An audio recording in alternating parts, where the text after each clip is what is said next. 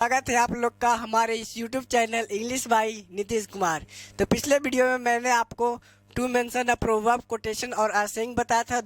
तो जिन्होंने मेरा पिछले वीडियो नहीं देखा होगा तो आप लोग पिछले वीडियो जाकर देख सकते हैं। तो मैंने आपको बताया था शुरुआत में कि टेंस को आप लोग 3 लेवल पे पढ़ना है। तो टेंस को सीखने का सबसे अच्छा तरीका होता है टाइमलाइन। और मैंने आपको बताया था कि टेंस में किसी भी चीज़ को लेकर रटो मत कि ये यहाँ पे फिक्स होता है। मैंने भाई साहब आपसे हाथ जोड़ता हूँ, मैं आपको पहले ही बोल चुका हूँ कि ये लैंग्वेज है भाई साहब। लैंग्वेज में कोई भी चीज़ फिक्स नहीं होती है, ठीक है। तो आपका गुरु आगे आपको पढ़ाता है, कोई दिक्कत नहीं। चलिए, हो तो आप लोग बहुत ही बेहतर स्टूडेंट। तो जो चीज़ आपका टॉपिक यहाँ दिखाई दे रहा है भाई, तो जो यहाँ पे आपका टॉपिक हो गया वो हो गया आपका टेंस। टेंस को ही क्या कहते हैं? आप लोग कहते हो कि सर आप लोग डेली तो काले लिखते हो। तो ये आपका टॉपिक हो गया टेंस। तो टेंस में आज मैं आपको सबसे पहले एक और चीज़ करा देता हूँ, to mention a permanent action. क्या होता है to mention a permanent action? 2 application की बात करा दी थी।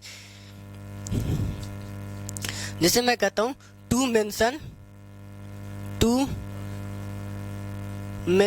अ permanent, PERMANENT, permanent action. To mention a permanent action, permanent का मतलब हो गया जो हमेशा के लिए होता है। To mention a permanent action, जैसे मैं कहता हूँ Patna stands on the bank of Ganga. जैसे मैं एग्जांपल की बात करूं, पटना इज स्टैंडिंग या फिर stands on the bank the Ganga, on the bank of Ganga.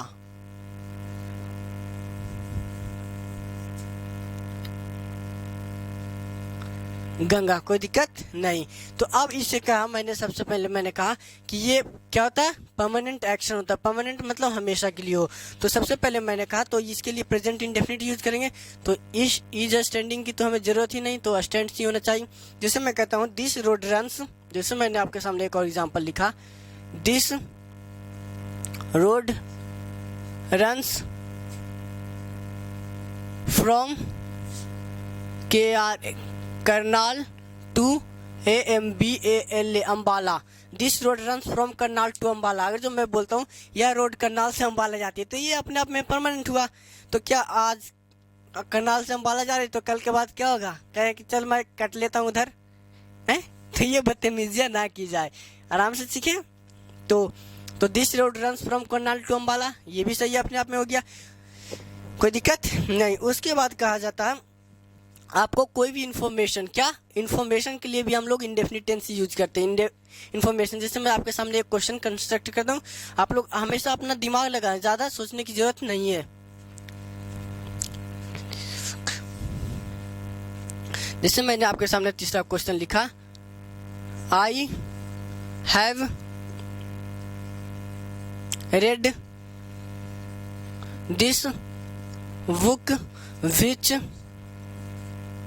which is telling about the economic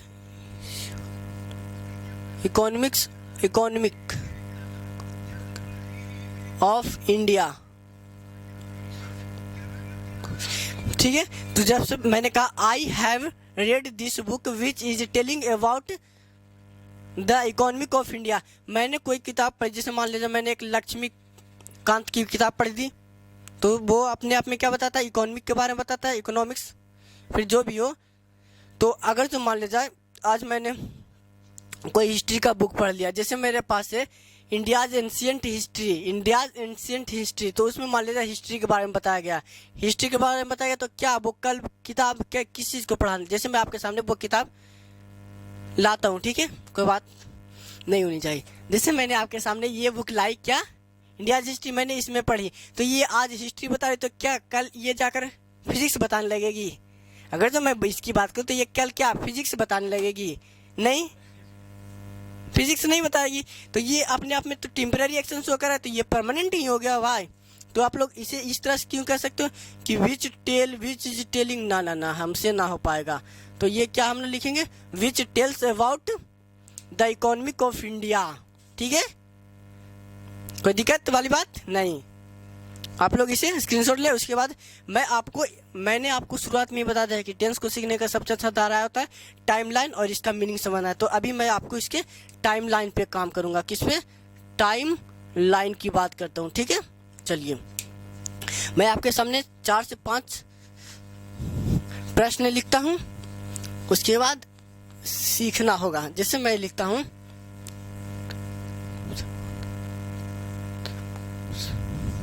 जैसे मैं कहता हूँ, जैसे आपके सामने मैं क्वेश्चन पहले लिखता हूँ। पहला क्वेश्चन मैंने लिखा, water freezes at 0 degree Celsius. उसके बाद मैं कहता हूँ टू मेंशन, जैसे मैं कहता हूँ 2 and 2 makes 4। तीसरा की बात करूं, लव चेंजेस अ पर्सन। चौथे की बात करूं, डेथ कम्स टू ऑल। पांचवा, Patna stands on the bank of Ganga. छठा, स्लो एंड स्टडी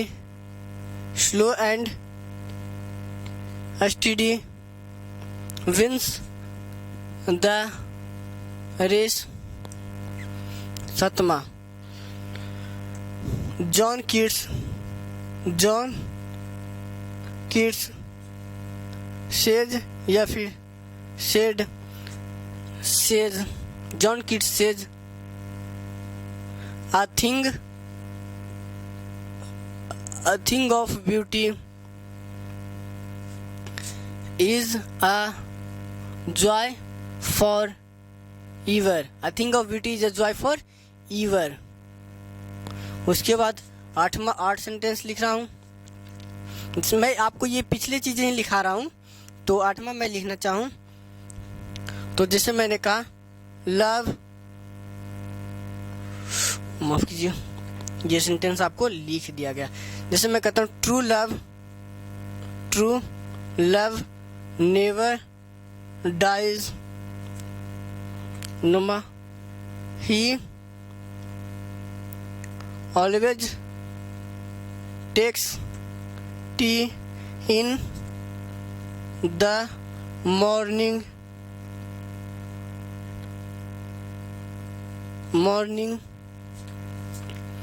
चलिए, ये 9 सेंटेंसेस मैंने लिख दिए, 9 सेंटेंसेस आपको लिखा दिया हूँ। अब इससे रिलेटेड मैं आपको टाइमलाइन सबसे पहले ड्रॉ करता हूँ, आप इसे टाइमलाइन के आधार पे सीखें। तो टाइमलाइन मैं आपके सामने यहाँ ड्रॉ कर देता हूँ, कोई दिक्कत वाली बात नहीं होनी चाहिए। तो ये हुआ आपका प्रेजेंट का टाइम, क्या हो गया, प्रेजेंट का टाइम हो गया। और ये हो गया, थोड़ा सा भी पहले आएंगे तो ये हो गया आपका पास्ट का टाइम हो गया। इससे थोड़ा सा बाद भी जाएंगे तो ये हो गया आपका फ्यूचर के टाइम। बचपन में मैं जैसे फुटूरे पढ़ता था, ये हो गया फ्यूचर, ये हो गया प्रेजेंट, ये हो गया पास्ट। तो आज प्रेजेंट की बात करें तो आज कौन सा डे हो गया आपका, तो प्रेजेंट की बात करें तो ये हो गया आपका ट्यूसडे। क्या हो गया, TUESDA बाई ट्यूसडे। तो थोड़ा सा पहले की बात करें तो ट्यूसडे से पहले क्या आ गया, मंडे आ गया। क्या आ गया, मंडे आ गया। उसके बाद थोड़ा से बाद की बात करें तो वेंसडे, WEDNESDA बाई वेंसडे। अब इन सभी को मैं टाइमलाइन के आधार पे सिखाऊंगा आप लोग को, ठीक है। तो टाइमलाइन किस तरह से आपको टेंस सीखने में मदद करती है। तो सबसे पहले मैंने कहा water freezes at 0 degree Celsius. तो इसे देखते हैं, आपको साइंटिफिक फैक्ट नजर आ रहा होगा, साइंटिफिक फैक्ट, यूनिवर्सल ट्रूथ का साइंटिफिक फैक्ट। तो बात आज की करें तो आज भी पानी 0 डिग्री पे ही जमता है। कल की बात करें तो कल भी पानी 0 डिग्री, आने वाले 20 साल बाद की या फिर 25 साल पहले की कभी भी करो तो पानी हमेशा 0 डिग्री की ही बात करेगा। तो कहा जाए तो ये अपने आप में फिक्स हो गया, मतलब ये पहला हो गया। उसके बाद दूसरा करूँ 2 and 2 makes 4। तो बात ये अपने आप में मैथमेटिकल फैक्ट हो गया, यूनिवर्सल ट्रूथ का मैथमेटिकल फैक्ट। तो 2 और 2 4 होते, तो आज भी हमें वही पढ़ाया जा रहा है। कल भी 2 और 2 4 ही होगा, 10 साल बाद भी 2 और 2 4 ही होगा, इसमें भी कोई दिक्कत नहीं। उसके बाद लव चेंजेस अ पर्सन, ये भी अपने आप में एक फिलोसफिकल फैक्ट हुआ। तो इस पे भी आज की बात करो तो आज भी यही है, कल भी वही रहेगा। यानी जब भी किसी व्यक्ति के, मान लीजिए आप कहीं पे भी हो, घर में आपको कोई प्यार नहीं कर रहा है, घर में आपको कोई प्यार नहीं कर रहा है, लेकिन जैसे ही आपको प्यार करते हैं तो आप लोग क्या होता है, बदल जाते हैं। हमेशा की बात ये, आज भी आपको वही होगा, कल भी वही, हमेशा की बात हुई। उसके बाद मैं कहता हूँ डेथ कम्स टू ऑल, मतलब ये अपने आप में क्या हो गया, फिलोसफिकल बात, ये भी हो गया, ये साइकोलॉजिकल हो गया। तो डेथ कम्स टू ऑल मतलब मृत्यु तो सभी को आनी है। आज भी किसी, ये अर्थ पे कोई भी जिंदा नहीं रहेगा, हर एक को एक न एक दिन तो जाना है। तभी तो एक गाना निकला है, जिंदगी एक किराए का घर है, एक ना एक दिन बदलना पड़ेगा, मौत जब आए। चलिए ठीक है, तो ये भी कहा जाए तो ये भी अपने आप में फिक्स हुआ। उसके बाद मैं कहता हूँ Patna stands on the bank of Ganga, तो पटना आज भी गंगे नदी किनारे। 10 दिन पहले की बात करें तब भी गंगे नदी किनारे, 20 साल पहले की बात करें तब भी पटना गंगे नदी किनारे। ऐसा तो नहीं कि पटना का कहा भाई चल भाई अब मैं तुमसे थोड़ा सा साइड होकर मैं चला जाता हूँ यमुना के पास, ऐसी बात नहीं होगी। तो ठीक है, तो ये भी अपने आप में हुआ permanent action. Slow and study wins the race, तो ये आज भी हमें वही कहानी सुनाई जा रही। इसलिए मैं आपको बोलता हूँ किसी भी चीज़ को तकाजे में ना आके कि सर ये जल्दी करा दो, ये जल्दी मैं नहीं कराऊंगा। मैं हमेशा अच्छे तरीके से समझाने के लिए जाना जाता हूँ, ये नहीं कि किसी भी चीज़ को तकाजे में घिसते हुए चला जाऊँ। हर एक चीज़ को कंप्लीट कराना है, ठीक है। तो ये हो गया आपको। उसके बाद मैं कहूँ जॉन कीट्स सेज या फिर says I think of beauty is a joy for ever, तो ये भी अपने आप में हमेशा के लिए। तो ये सारे सेंटेंसेस को देखा जाए तो ये ऐसे एक्शन हुआ जिसपे कोई भी टाइम का इफेक्ट कोई पड़ ही नहीं रहे। ये आज भी वही है, 10 साल पहले, 50 साल बाद, सब दिन तो ये वही है। यानी इन सभी स्टेटमेंट को मैंने एक नाम दिया, ये सारे स्टेटमेंट हो गए टाइमलेस स्टेटमेंट। क्या हो गया, टाइमलेस स्टेटमेंट। टाइमलेस स्टेटमेंट मतलब इस पर कोई टाइम का इफेक्ट ही नहीं पड़ रहा है, इस पर टाइम का कोई इफेक्ट पड़ा है, इसलिए इसे टाइमलेस स्टेटमेंट कहा गया। आप लोग स्क्रीनशॉट लें, उसके बाद मैं आपको आगे पढ़ाता हूँ, ठीक है। चलो आ जाओ। आज पुरानी, चलिए भाई साहब, अब ये हो गया आपका प्रेजेंट इंडेफिनिट नॉर्मल तरीके से खत्म। मतलब जितना मुझे पढ़ाना था प्रेजेंट इंडेफिनिट में उतना मैंने आपको पढ़ा दी। जैसे आप लोग कहते हैं honesty is the best policy, तो ये भी तो एक यूनिवर्सल ट्रुथ है। आज भी हमें वही पढ़ाया जा रहा है, कल भी वही।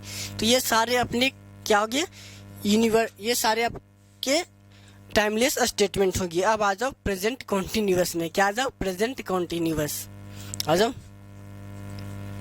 चलो आ जाओ प्रेजेंट कॉन्टिन्यूअस, मैं आपके सामने लिख रहा हूँ प्रेजेंट कॉन्टिन्यूअस, CONTINUOUS कॉन्टिन्यूअस। तो प्रेजेंट कॉन्टिन्यूअस की बात करें तो इसमें सबसे पहले हम लोग क्या लिखते हैं, एक सब्जेक्ट लिखते हैं। उसके बाद क्या लिखते हैं, फर्स्ट फॉर्म ऑफ सब्जेक्ट। उसके बाद क्या लिखते हैं, इज, एम या फिर आर के साथ, फर्स्ट फॉर्म ऑफ वर्ब के साथ ING प्लस ऑब्जेक्ट लिखते हैं। अब ये कहाँ से आए, किस तरह से, मैं आपको बता देता हूँ। तो ये सब्जेक्ट की बात करें तो ये सब्जेक्ट अपने आप में दो तरह का हो गया, एक हो गया सिंगुलर, एक हो गया प्लूरल। तो सिंगुलर रहेगा तो इज आएगा और प्लूरल रहेगा तो आर आएगा, और आई के साथ एम आएगा। मैं आपको पहले भी बता चुका हूँ कि आई के साथ इज भी आता है, आई के साथ एम कब आता है, जब आई स्पीकर को दिखाए। जैसे मैं कहता हूँ आई एम अ स्टूडेंट, मैं क्या हूँ, स्टूडेंट हूँ। आई एम अ टीचर, मैं शिक्षक हूँ। तो ये किसको दिखा रहा है, स्टूडेंट, स्पीकर को दिखा रहा है। लेकिन मैं कहता हूँ आई एम अ प्रोनाउन, मतलब मैं खुद को रिप्रेजेंट कर रहा हूँ कि मैं एक प्रोनाउन हूँ। नहीं, गलत बात है। तो आई जब स्पीकर, तो यहाँ पे आई इज अ प्रोनाउन होते हैं। हम लोग जानते हैं कि आई इज अ प्रोनाउन होता है। आई क्या होता है, प्रोनाउन होता है। आई प्रोनाउन का ही पार्ट होता है, ठीक है। तो आई के साथ इज भी आता है। ये ना रट कर रख बैठे कि आई के साथ एम ही होता है। जैसे मैं आई तो हमारा एक अथी भी होता है इंग्लिश अल्फ़ाबेट का, लेटर भी होता है, उसे भी रिप्रेजेंट कर सकते हैं। तो ये कॉन्टिन्यूअस हो गया। उसके बाद इज एम आर, उसके बाद फर्स्ट फॉर्म ऑफ वर्ब। अब ये इज एम आर कहाँ से आई, तो इज एम आर की बात करें तो ये बी की फॉर्म से आती है। किसकी फॉर्म से, बी की फॉर्म। बी की सिंगुलर फॉर्म होती है, इज एम आर होती है, कोई दिक्कत नहीं। तो आपके सामने मैं सबसे पहले एक क्वेश्चन लिखता हूं।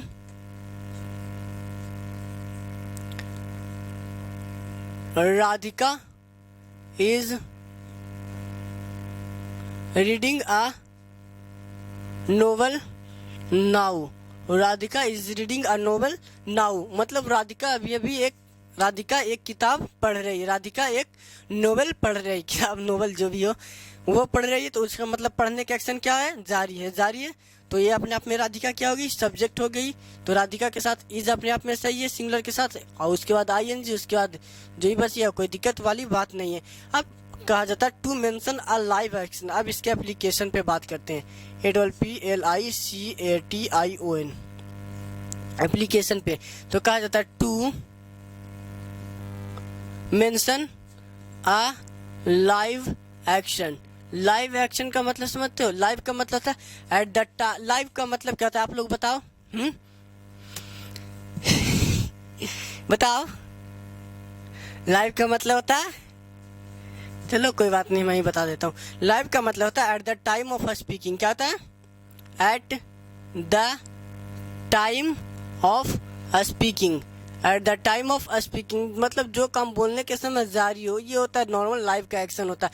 इसके लिए क्या होते हैं, कुछ कीवर्ड्स होते हैं। क्या कीवर्ड्स, आप लोग शायद बचपन से इस टेंस को हिंदी के आधार पर सीखते आए होंगे, लेकिन मैं आपको हिंदी के आधार पर कभी भी सजेस्ट नहीं करूँगा, ठीक है। तो इसके कुछ कीवर्ड्स होते हैं, तो कीवर्ड्स जान लेते हैं। जैसे मैं आपके इसके कुछ कीवर्ड्स लिखा देता हूँ। क्या कीवर्ड्स की बात करूँ, इधर दिख रहा है, दिख रहा है। कीवर्ड्स की बात करूँ, जैसे मैं बात करता हूँ कीवर्ड्स की बात करूँ, जैसे मैंने कहा कीवर्ड्स, जैसे मैंने कहा now, right now, eight this time, at present, eight this time, at this point of time, at this point of time, at this point of time, presently, PRESENTLY, presently. इसमें एक थोड़ा सा मिथ जुड़ा हुआ है जिसे हम लोग पार्ट्स ऑफ स्पीच पे जरूर करेंगे। प्रेजेंटली हो गया, करेंटली हो गया, CURRENTLY, करेंटली हो गया, दिखाई दे रहा है, करेंटली हो गया। उसके बाद प्रेजेंटली हो गया, करेंटली हो गया। ये सारे वर्ड्स होते हैं आपके, क्या होते हैं, एट द मोमेंट भी होता है, at the moment, MOMENT, movement. ये सारे आपके कॉन्टिन्यूटी को बतलाने का काम करता है। एक हो गया स्टील, क्या हो गया, स्टील। अब ये क्या है क्या नहीं, ये बात की बात हुई। तो सबसे पहले आप लोग इन कीवर्ड्स को आराम से देख सकते थे। तो इन्हीं से मैं आपको एक क्वेश्चन देता हूँ, जिसे मैं कहता हूँ रोहित इज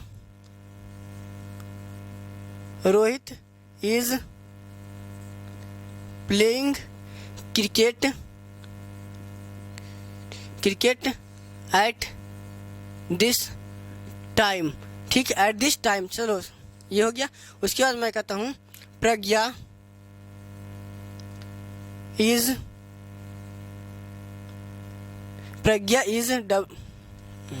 चलो आपके सामने एक एरर एग्जाम में आया हुआ, प्रज्ञा वॉच्ड अ मूवी। चलिए मैं आपको, Pragya watched a movie at this time yesterday, at this time yesterday। अब कितने लोग होते हैं जो कि इस yesterday को देखते ही आपने क्या बताता है, मैंने आपको शुरुआत में ही बता दिया कि टाइम दो तरह का होता है, एक होता है पॉइंट ऑफ टाइम, एक होता है पीरियड ऑफ टाइम, जिसे आप लोग ड्यूरेशन ऑफ टाइम को।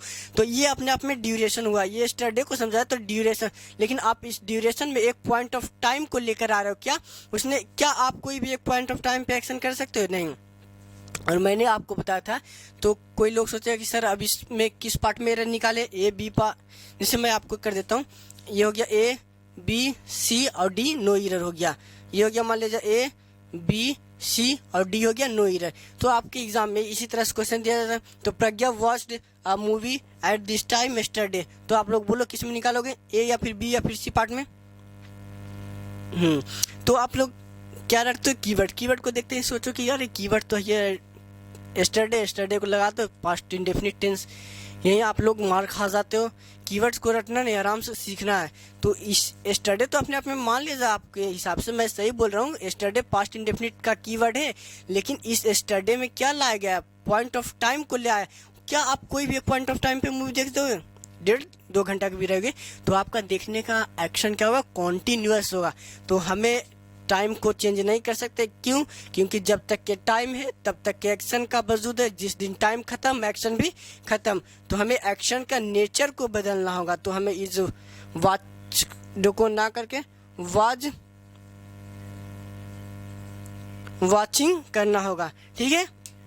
आप इस जैसे मान लीजिए आप लोगों से कोई व्यक्ति अपने बाबू सोना को कॉल लगा रहा था, तो आपकी बाबू सोना कहीं और ही बिजी होती है, तो आपको ये सेंटेंस सुनाई पड़ता है, the customer you are trying to call is currently speaking to someone else.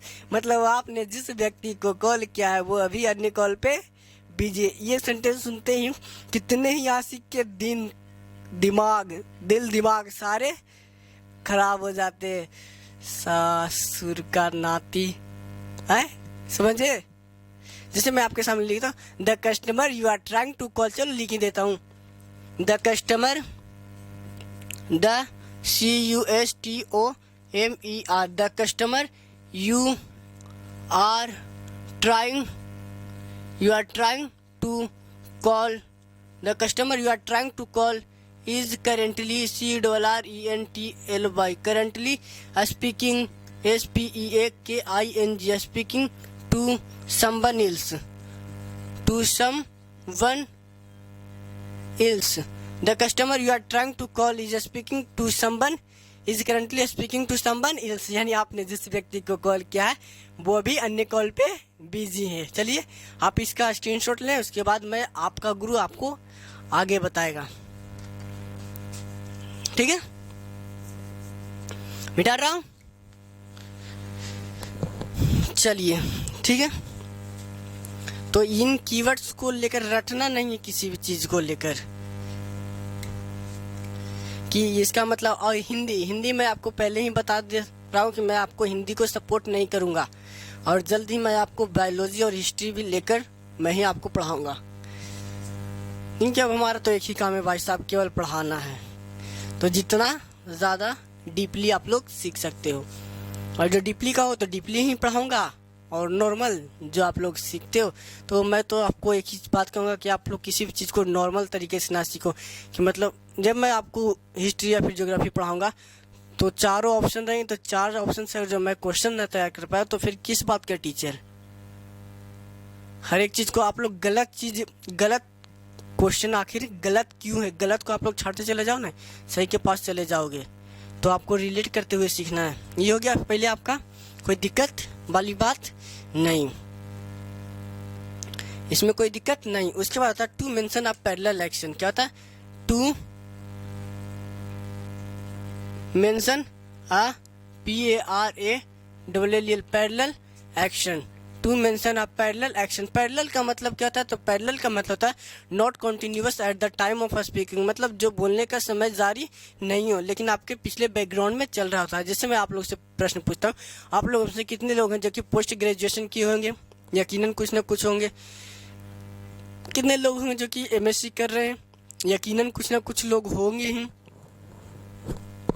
कितने लोग हैं आप लोगों में से जो कि पार्ट 1 में होंगे, मैट्रिक में होंगे, यानी और कितने लोग होंगे जो कि शादी की तैयारी में होंगे, यकीनन कुछ ना कुछ शिकारी जरूर होंगे। तो ये आपका ऐसा एक्शन हुआ जो कि आपके बोलने के समय जारी नहीं है लेकिन आपके पिछले बैकग्राउंड में चल रहा है। इसी के लिए हम लोग 2 वर्ड यूज करते हैं, एक होता है दीज डेज, क्या हमने कहा, दीज डेज, और इसके बाद नाउ अ डेज हो गया। जैसे मैं कहता हूँ, जैसे मैंने लिखा, संदीप इज परस्यूइंग